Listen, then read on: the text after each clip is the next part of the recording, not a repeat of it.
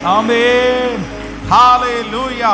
இதுவரையிலையும் ஒருவேளை உங்க நிறைய பேருடைய வாழ்க்கையிலே தட்டுங்கள் உங்களுக்கு திறக்கப்படும்.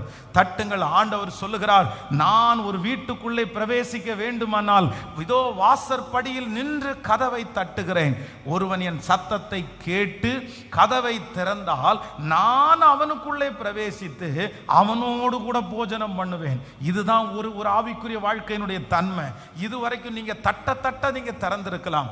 இதுவரைக்கும் உங்களுக்கு திறந்த வாசல் நீங்க முயற்சி எடுத்து நீங்க ரொம்ப ஸ்ட்ரெயின் பண்ணி அந்த வாசலை திறந்திருக்கலாம். ஆனா இந்த உயிர்ப்பின் பண்டிகைக்கு நான் கர்த்தருடைய வார்த்தையை சொல்லுகிறேன். இது தீர்க்க தரிசனமான வார்த்தை. நீங்க அந்த இடத்துல போய் நிற்கும் போது அந்த காரியம் நடந்திருக்கும்.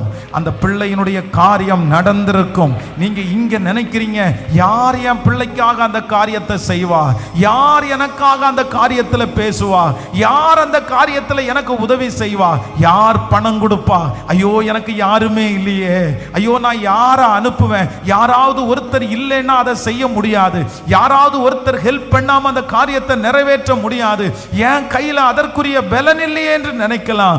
ஆனா ஆண்டவர் வாக்கு கொடுக்கிறார், காற்றையும் காண மாட்டாய், மழையையும் பார்க்க மாட்டாய், உன் பள்ளத்தாக்கு தண்ணீரால் நிரப்பப்படும்.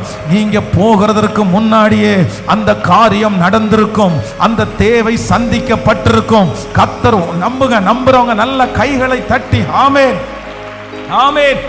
இன்று praise. இந்த உயிர்த்தெழுத பண்டிகை கொண்டாடி கொண்டிருக்கும் போதே இயேசுவே இப்பொழுது ஒரு திறந்த வாசல், நீங்க ஆமோதித்து ஆமென் என்று சொல்லுங்க. ஆண்டவரே, இந்த உயிர்த்தெழுதலுடைய வல்லமை எங்கள் மேல் ஹalleluya.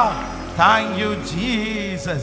நமக்காக ஆமென் யார் செய்வார் அப்படின்னு நினைக்கும் போது, யார் எங்களுக்காக இந்த கல்லை புரட்டி போடுவார்? அவர்கள் போகிறதற்கு முன்பாகவே கர்த்தர் அந்த கல்லை புரட்டி போட்டிருக்க வல்லவர்.